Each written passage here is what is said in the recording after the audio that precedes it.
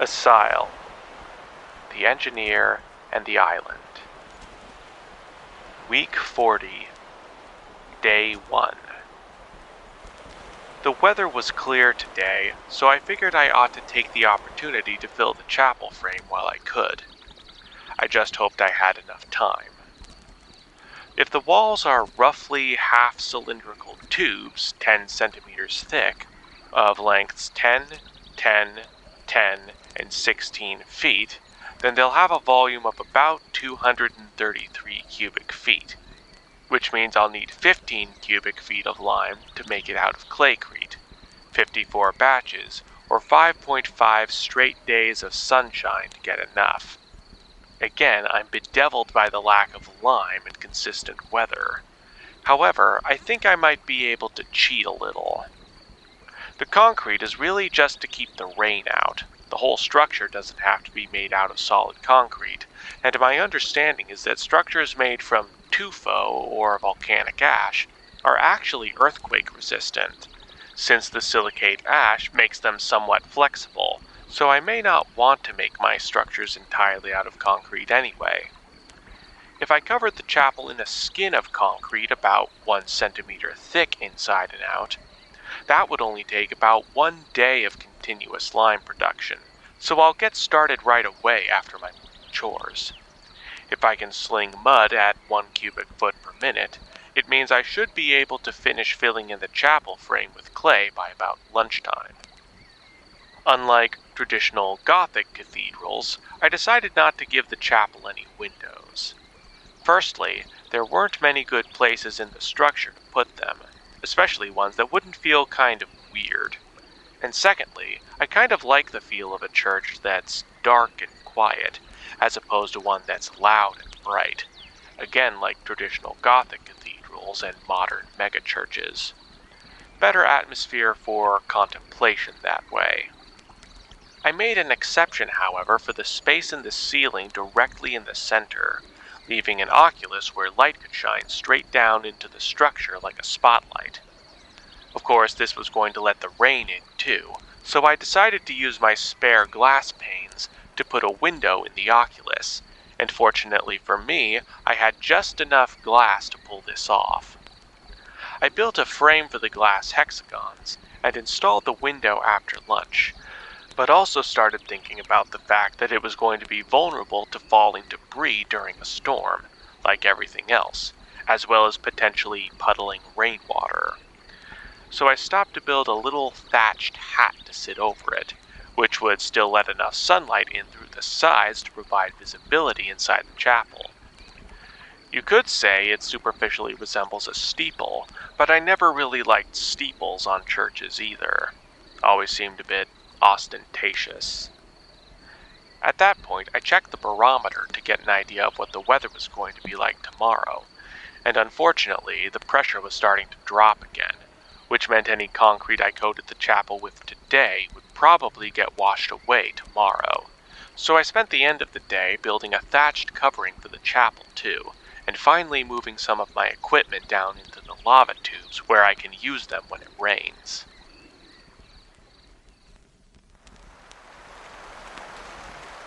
Week 40, Day 2.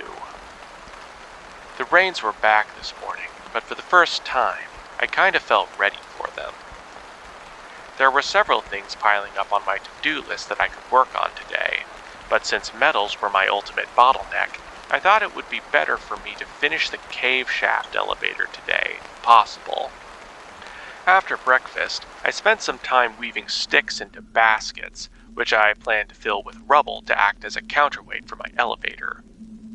I also built a couple of simple brake mechanisms for the ropes to help control the elevator's descent speed, and a pulley with a crank for ascent. I installed these mechanisms on the elevator and filled up the baskets with rubble before giving the elevator a test. It could only go down 1 level though because of the terrace in the way, but I knew that was going to happen. I then started drilling underneath the elevator and prepared a charge to place underneath it with an extra long fuse so I would have time to lift the elevator out of the way.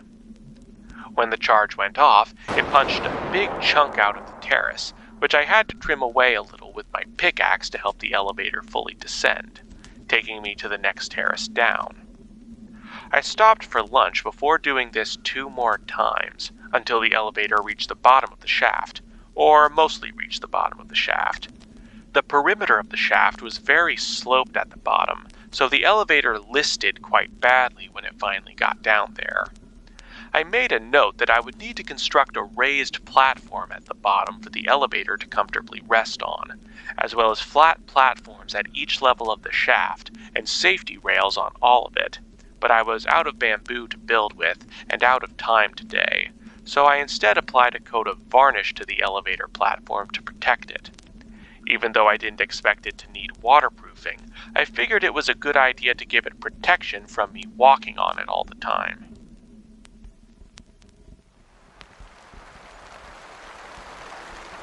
Week 40, Day 3. Rain's about the same as yesterday, which is a shame because I didn't have enough materials to continue building with today, or enough nitric acid to do much mining. So instead, I decided to focus on finally bringing some illumination to my tunnels and the underwater dome. I made sure to leave some room near the ground to run wires through, between the lab and the chapel, sheathed in a hollow length of bamboo to protect them.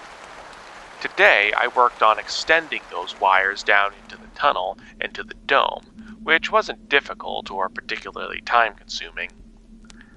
As I went, however, I wired in a few of my spare light bulbs between the 2 cables at intervals to light the path. I had to stop and build some little fixtures, though, to hold them securely using bamboo as I went. I think it would be better to give them a larger, protective cage or something.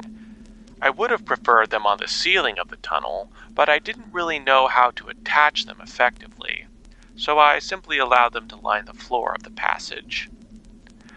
When I was done installing one light, I stopped and connected the cables to power with a makeshift switch to test how well they were working and their positioning, trying to place them as far apart as possible while still providing adequate visibility. I soon extended the cables into the ocean, fortunately insulated with latex, and I took my sealed lead battery with me as I unreeled the cable to the dome. Once there, I extended the wire into the light fixtures I added to the walls when I was building the dome. To the ends, I attached my remaining spherical light bulbs, and while they did light things up, particularly in the gardens, the light they gave off was a bit harsh and bright, so I'll need to make some kind of covers for them as well. Maybe I can figure out how to make frosted glass to diffuse the light more evenly.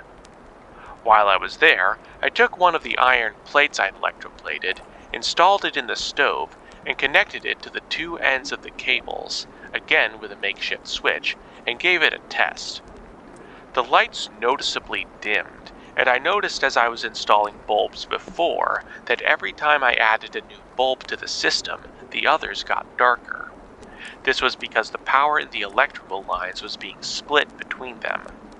By this time, there was surely not enough power to run the lights and the stove at the same time, so I had to add a few more switches to the system so I could shunt enough power to the stove for a reasonable test.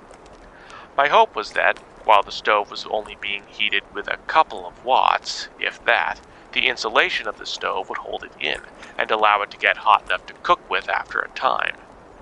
It did eventually get warm, but not hot enough to cook with. Like I said, I need more power.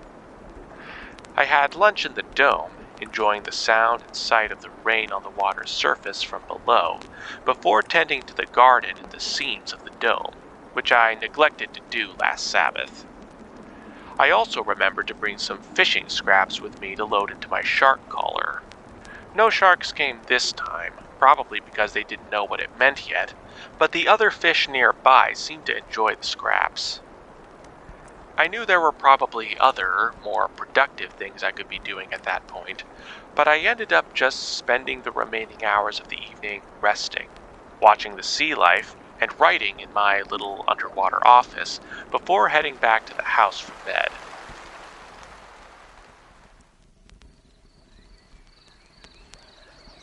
Week 40, Day 4. The rain stopped today, so after my morning chores, I immediately stripped the thatching off my buildings and started coating them with claycrete, in addition to swapping out batches of lime in between them. I pretty much finished covering the kitchen, lab, and workshop before stopping for lunch and moving on to the chapel, which pretty much consumed the last of my lime supply, including the stuff I'd been making along the way. I can see now why this stuff is the most consumed material on Earth, second only to water. At the end of the day, I spent some time collecting more bamboo and wood to continue building the elevator system in the caves tomorrow.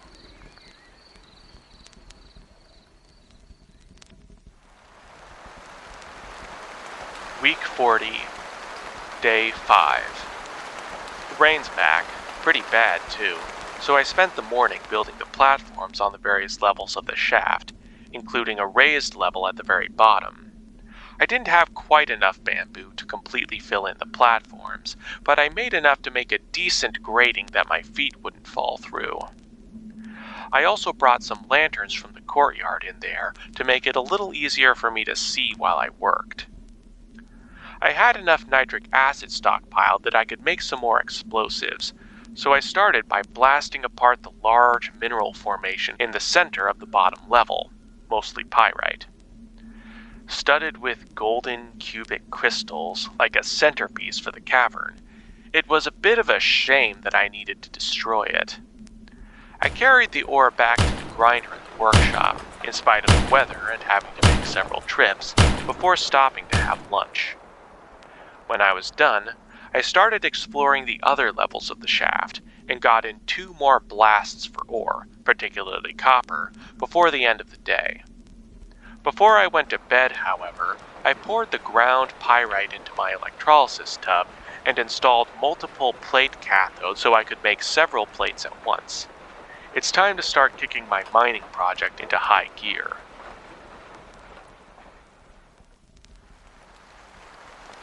Week 40, Day 6. Still pretty rainy today. Fortunately, the claycrete seems to be protecting my building so far. Unfortunately, I found myself again in the position where I didn't have a lot that I could do today without materials or good weather. I've been working hard the past couple of weeks, and taking the law of irony into account, tomorrow will probably have nice weather to work in. So I decided to take my Sabbath early, transcribing my radio recordings before heading out to tend to the underwater dome. I tried out the shark collar again, and although it took a while, eventually a big black-tipped reef shark showed up, though too late to get any scraps, which the smaller fish had already taken. Next time, I need to delay the chum until after the shark has shown up, because they're apparently starting to respond to the rattle. After a while, though, I started to get restless, as relaxing as the ocean was, so I returned to base and decided to start recycling all that thatching I tore down the other day into paper and fabric. Mostly fabric today because it would take the most time, and I can leave the loom running overnight. No shortage of water power from all the rain. It was nice, light work, and I spent some time in between grinding and processing threads to write and draw in my books. In particular, I tried to draw the mineral formation from the center of the shaft from memory, so its beauty wouldn't be lost forever. Turned out pretty nice if I do say so myself.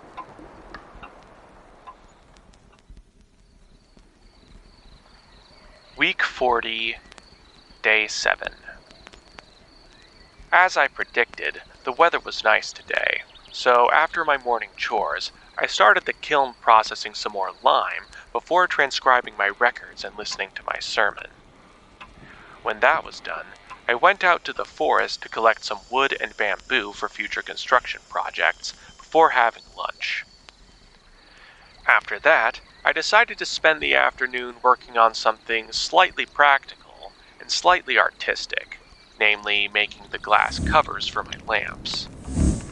As much as glasswork is usually a pain for me, I tried to at least have a little fun with it. Furthermore, I found that by wearing the bomb suit, I could insulate myself somewhat from the radiant heat of the kiln and melted glass.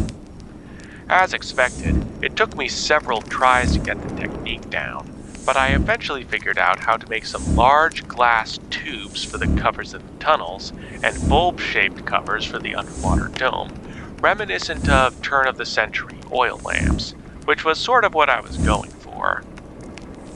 I was able to get the shape by cooling one side of the tube, while the other was still hot and malleable, and then expanded the hot section by blowing. I realized these would be useful for the oil lamps I had all around the base as well, so I made as many extra as I had time for. As for frosting the glass, I didn't know what techniques or materials were used to get that effect.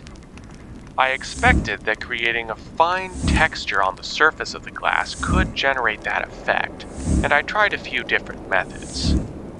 The one that seemed to work best was attempting to add a salt glaze to the inside of the glass while it was still hot. By blowing salt around on the inside of the glass tube while it was still hot, it partially melted and dissolved into the glass, while still mostly leaving a white translucent texture on the surface of the glass. At the end of the day, I had a few dozen lamp covers that I'll install later.